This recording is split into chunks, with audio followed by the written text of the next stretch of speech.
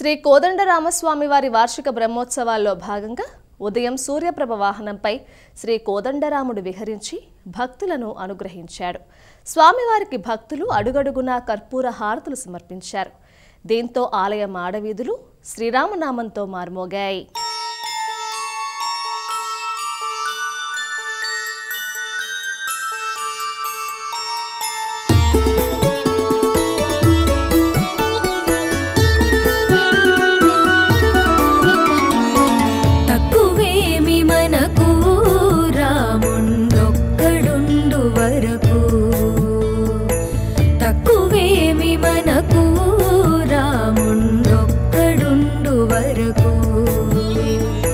ప్రగతోడుగా భగవంతుడు మన చక్రధారి అయి చందనయుండగా తక్కువేమి మనకు రాముండొక్కడుండు వరకు.